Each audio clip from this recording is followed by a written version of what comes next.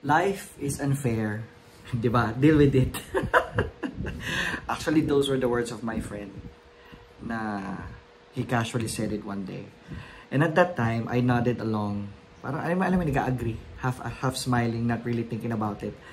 But in one way or another, it sounded right. But the more I thought about it, the more I realized there's a deeper truth hidden behind this statement.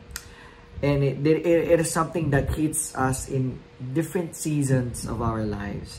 So, hindi ko alam kung aamin ka, no? We often say life is unfair kapag meron tayong naikukumpara. Lalo na sa ibang tao, sa mga kaibigan siguro. Pero tanong, bakit siya may trabaho yun? Bakit mas malaki yung sahod niya? Bakit siya nakakuha nun? Ako nagdadasal nun. Diba? Bakit yung negosyo nila nagbo-boom yung akin? Diba? Parang palugin na naman. Bakit sila ng travel? They get to enjoy life. Ako, stuck ako sa grinding ako ng grind. Why do they have complete family? Tapos ako, still finding the one. And the classic, ito yung classic talaga. I bet you've asked this already, especially if you're serving or leading. Lord, bakit siya? Ako itong nagsiserve sa'yo. Ako itong nagli-lead sa'yo. Ako itong na laging lumalapit sa'yo. Nagpe-pray naman ako, nagfi-feast ako. Lord, bakit siya? Diba? But let's be real. Alam mo yun, these thoughts, they're not just random. They come from a heart that is tired, diba? And a heart that feels unseen. And listen carefully, it's okay to acknowledge that. But, ito yung nakakatakot. When comparison starts creeping in, contentment quietly slips away. One more time, ha? When comparison starts creeping in, contentment quietly slips away.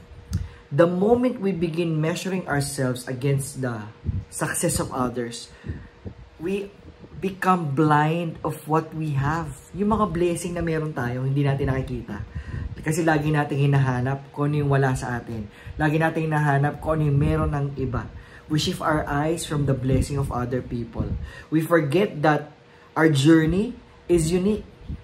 Again, our journey, it's unique. It is handcrafted by God and not meant to be a copy-paste of someone else's job or someone else's journey. No. And here's the thing. Honestly, social media, di rin nakakatulong. Sa totoo lang, di ba? Kakascroll mo, ganyan, sa Facebook, Instagram, and it seems like everybody else, they're thriving, having vacations left and right, may mga promotion, may mga increases, may mga proposals na nangyayari, may perfect skin, perfect families, perfect everything. Although isa lang kilala kong perfect. Kilala mo na kung sino ka. But what we see often is just the highlight reel. Nakikita ba?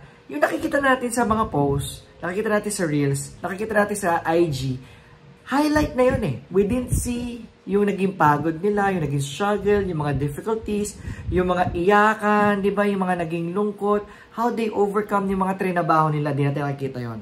It's not just a comparison that we feel life is unfair. It's also in situations where other people are seeming to get their way with wrong things. Let me give you an example. This is a classic one. You're stuck in traffic, tapos biglang merong sisingit.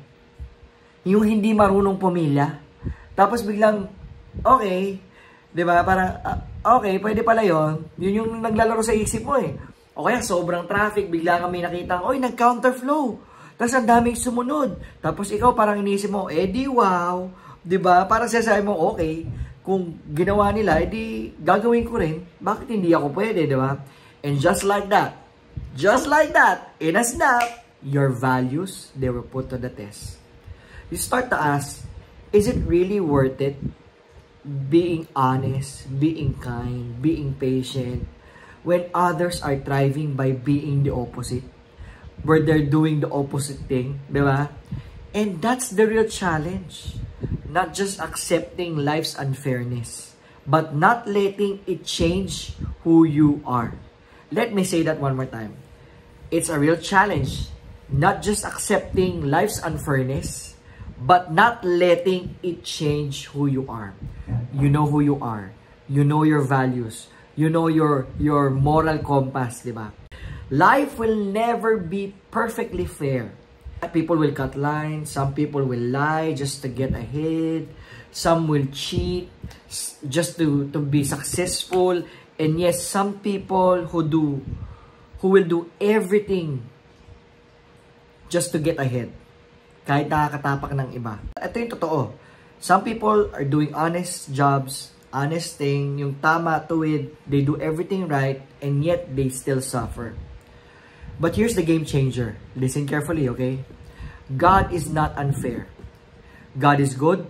He is just. Sabi nga sa Hebrews chapter 6 verse 10, God is not unjust. He will not forget your work and the love you have shown Him. And as you help His people and continue to help them, you might feel that your efforts, your honesty, your service, your integrity are all going unnoticed. But here's the thing. Listen carefully. One more time. God knows. God sees. Nakikita ni Lord yan. And He remembers. He remembers and He rewards. Not always in the timing that we expect. Kasi inisip natin, may ginawa ka mabuti. Ayan na, may reward na. No, it's not on the timing that we expect, but always in the way that we truly need it. God's rewards go beyond material things.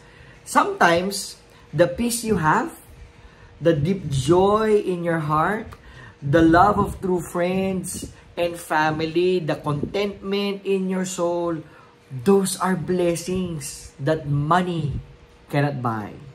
And sometimes, yung mga delay or yung mga unfairness you experience in God's ways of protecting you from something you don't yet understand. One of the powerful pieces of advice I ever heard was this: do good even if no one notices. Do right even when it feels wrong. Be kind even when others are cruel. Why? Because who you are is not determined by the behavior of others. It's determined by your identity. Galatians chapter 6 verse 9 says, let us not grow weary in doing something good, in doing good, for at the proper time we will reap harvest if we do not give up. You might not see the fruits now. Wala pa, di ba? Wala pa. And you might feel invisible, but you are not. God is working in you, through you.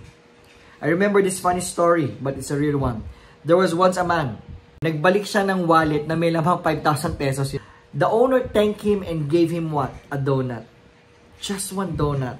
Hindi man lang isang box, ha? Isang donut. Glaze. Alam mo, nakakatawa. Yung kaibigan niya tumawa lang. Sabi lang sa kanya, alam mo, ang bait mo talagang tao. Donut lang binigay sa'yo, no? Ang bait mo na nga, donut lang binigay sa'yo. Grabe. But the man smiled and said, maybe I lost 5,000 worth of temptation and gained peace of mind.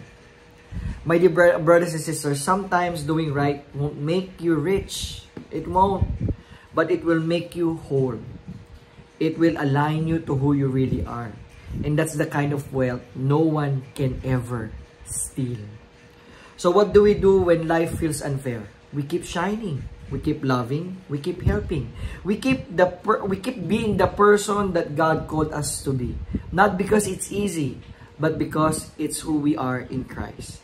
Matthew chapter 5 verse 16 says, let your light shine before others, that they may see your good deeds and glorify your Father in heaven. Yes, the world may seem dark, totoo yon, but even a small light can break through the darkness. So friend, listen carefully. Life is unfair, that's true. Deal with it. People will disappoint you. Situations will frustrate you. And at times, you want to give up. But please, don't. Because while life is unfair, God is always faithful. He sees your effort. He hears your quiet prayers. He knows your silent prayers. Diba? And in His perfect time, He will make all things beautiful. Lift your head up high. Don't compare. Don't compromise. Instead, do good, think good, be good, even when others are not. Amen? God is in you. Continue shining His light because believe me or not, you are a blessing. God bless. See you.